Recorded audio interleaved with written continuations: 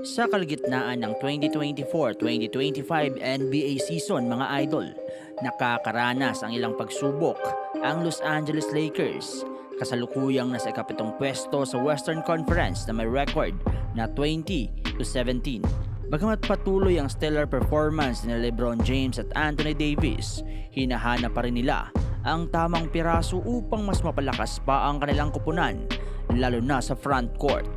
Isa sa mga bagong pangalan na lumulutang sa mga trade rumors, mga idol, ay ang center ng Washington Wizards na si Jonas Valanciunas. Ayon kay Michael Scotto ng Hoops Hype, ang Lakers ay patuloy na interesado kay Valanciunas o sa ibang backup center gamit ang natitira nilang future second round draft picks.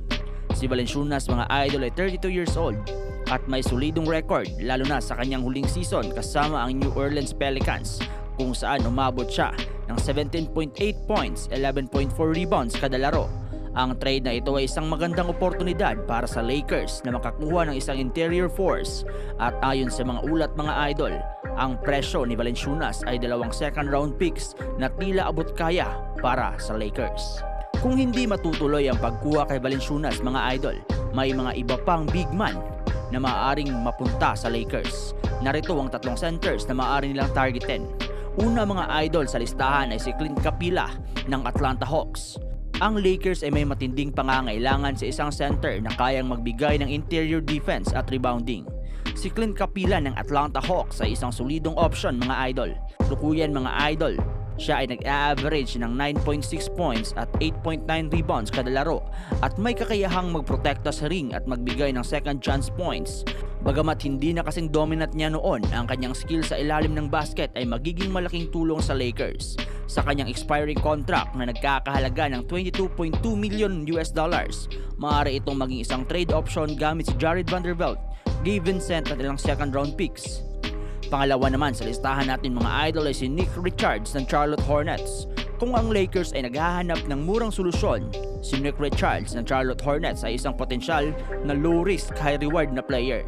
Siya ay isang mahusay na rebounder at shot blocker mga idol na makakatulong sa Lakers na mapabuti ang kanilang second chance points. Sa kasalukuyan, kung ang Purple and Gold ay naghahanap ng mas mataas na kalidad ng player, si Mitchell Robinson ng New York Knicks ang solusyon mga idol. Kilala si Robinson sa kanyang mahusay na rebounding at shot blocking skills. Siya ay may career average na 5.2 offensive rebounds at 2.8 blocks per 36 minutes playing time. Kung magpapasya ang Lakers na kukunin siya, maaaring kailangan nilang magbigay ng halaga tulad ni Rui Hachimura o isang first round pick. Ngunit ang kanyang kakayahang magprotekta sa ring at magbigay ng extra position ay isang malaking asset para sa kanilang depensa. Habang ang mga trade rumors mga idol kay Jonas Valanciunas ay patuloy, maaaring magbago ang plano ng Purple and Gold kung hindi nila kayang matugunan ang hinihinging presyo ng Wizards. Sa kaso nito, may ibang mga centers tulad nila Clint Capela, Nick Richards at Mitchell Robinson na maaaring magbigay ng parehong impact sa ilalim ng basket. Ang mga hakbang na ito ay magpapakalakas sa kanila